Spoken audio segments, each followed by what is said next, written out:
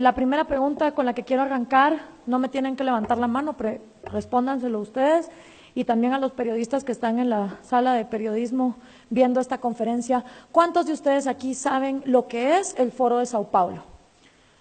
No tienen que levantarme la mano, pero respóndanselo ustedes. Gustavo nos acaba de enseñar muchos de los síntomas de lo que ocurrió en Venezuela. Ahora yo les voy a explicar de dónde viene esto, porque no surgen estas cosas por casualidad, ¿sí?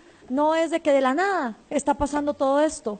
Todo esto es una estrategia muy bien armada que se va pensando por décadas y por eso es imperativo saber lo que es el Foro de Sao Paulo.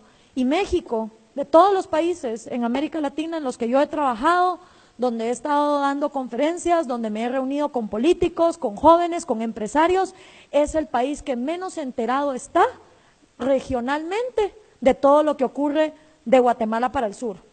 Y eso hace obviamente que una amenaza sea mucho más fácil de ser infiltrada. Este señor está hablando en el año 1998, ¿ok? Como muchos cubanos le dijeron a los venezolanos, tengan cuidado porque Chávez se escucha igual que se escuchó Fidel Castro a principios de los 60. ¿Y qué hicieron los venezolanos? Se burlaron de los cubanos.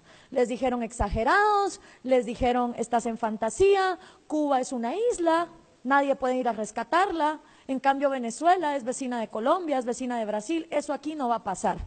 Y créanme que creo que hoy por hoy está mejor vivir en Cuba, que no es que sea un paraíso, a estar en Caracas. Entonces, nadie aprende en pellejo ajeno, ¿sí? Si podemos regresar a la infografía que yo tenía antes. Si todos aprendiéramos en pellejo ajeno, los chinos, antes de seguir a Mao, hubieran aprendido de la miseria que estaban viviendo los rusos en los gulags. Si todos aprendiéramos en pellejo ajeno, los vietnamitas hubieran aprendido de los chinos y de los soviéticos. Si todos aprendiéramos en pellejo ajeno, los cubanos hubieran aprendido de los soviéticos, de los chinos y de los vietnamitas. Si los venezolanos hubieran aprendido en pellejo ajeno, hubieran aprendido de los cubanos, etcétera, etcétera. Entonces nunca nos creemos el cuento. Eso aquí no va a pasar. Y para uno no quedar como un paranoico, que lo que está es montando una teoría de conspiración, vamos a hablar con hechos y con realidades. Pero el populismo que actualmente estamos viviendo en América Latina sí tiene una fecha de nacimiento, y es el Foro de Sao Paulo en 1990. ¿Por qué? Porque en el momento en que Fidel Castro es exitoso y trae el comunismo por primera vez a América Latina en 1959, el resto de países latinoamericanos lo que hicieron fue un copy-paste de guerrillas marxistas. Guerrillas en Guatemala, en El Salvador, en Nicaragua, el APRA en Perú, en Uruguay, donde participó Mujica, guerrillas en Argentina y por supuesto la guerrilla más multimillonaria de todas, las FARC en Colombia. Todas estas guerrillas marxistas no se dieron por casualidad, venían financiadas por la Unión Soviética con el entrenamiento cubano.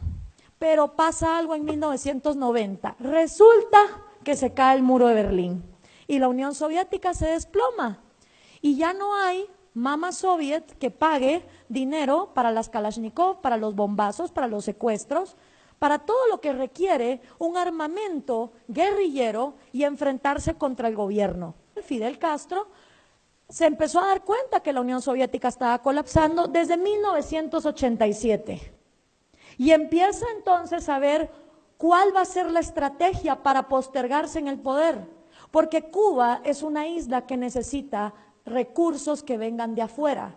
Y si no iba a estar la Unión Soviética, ¿cómo iba a sobrevivir Castro en el poder? Entonces, busca a un joven marxista, sindicalista, apuesto, carismático, súper querido, de una de las naciones más millonarias de América Latina, Lula da Silva, en Brasil. Y le dice, oye Lula, aquí va a haber un problema, porque la Unión Soviética va a colapsar. ¿Cómo vamos a hacer para seguir llegando al poder? Y organizan en el año 1990 en Sao Paulo, Brasil, el primer foro de Sao Paulo. Y en ese primer foro de Sao Paulo asisten todos los partidos comunistas, todos los guerrilleros marxistas, todos los sindicalistas de izquierda de la región latinoamericana. ¿Qué significaba esto? Que si tú eras comunista, en lugar de agarrar un fusil e irte a la montaña, podías formar tu partido, presentarte a elecciones y que la gente te votara. Hay un pequeñito problema. ¿Cómo hacemos para que la gente vote por comunismo en pleno año 90, cuando acaba de desplomarse el muro de Berlín y estamos descubriendo que 100 millones de seres humanos han muerto víctimas del comunismo? Está un poquito jodido vender esa idea cuando tanta gente ha muerto. Entonces había que encontrar una manera de manipular la democracia para poder llegar al poder. Aquí la lucha no es violenta, no se trata de andar matando gente, ni de irse al monte en una guerrilla. Aquí de lo que se trata es de hegemonía cultural, o sea, lavar cabezas.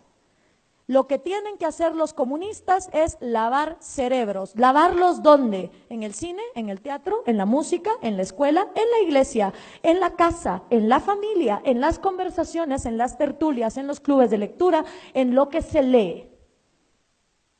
Y esa hegemonía cultural gramsciana es la que agarra el Foro de Sao Paulo en 1990 para manipular la democracia. Y ahí es donde el populismo, es decir, hablar de cosas gratis, cuando gratis no hay nada en esta vida, alguien lo tiene que producir, hasta el día que no se empiecen a crecer hospitales en los árboles, ¿sí? Dividir a la sociedad con odio, acabar con las instituciones y todo el manual que ya don Gustavo nos habló. El Foro de Sao Paulo se reúne todos los años, desde el año 90. La última vez que se reunió en México fue en el año 2012.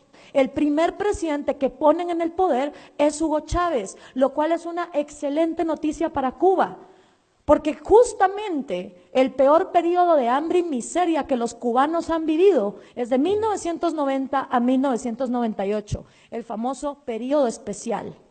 Y hasta que no entró el petróleo venezolano a reemplazar a mamá soviética, los cubanos estaban muy mal. Y ahora que el petróleo se desplomó, próxima parada, Colombia, porque el dinero de las drogas de las FARC es un excelente reemplazo del petróleo. Estos socialistas no piensan en décadas, piensan en siglos y están actuando por siglos. Entonces, si uno no comprende la magnitud regional de cómo está esta gente organizada, no la van a poder combatir. ¿Quiénes acudieron? De Cuba el Partido Comunista, de Colombia las FARC, de Nicaragua obviamente el Frente Sandinista, de Guatemala la URNG, de El Salvador el FMLN y de México, oh sorpresa, el PRD. Y ese es un gran reto para ustedes, porque a partir del año 2015, Morena también es miembro del Foro de Sao Paulo. Pero el PRD es miembro del Foro de Sao Paulo desde que López Obrador estaba en el PRD. Entonces, yo en su lugar no sé qué haría, pues.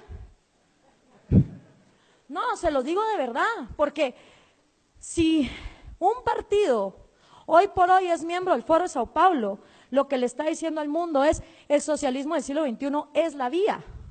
La dictadura venezolana es lo que hay que emular. Vamos para allá. Un partido que hoy sea miembro de este foro está dándole aplausos y espaldarazos al genocidio que está ocurriendo en Venezuela. Y si ustedes salen a decir, Morena es miembro del Foro de Sao Paulo, ¿qué van a hacer cuando les digan y el PRD también?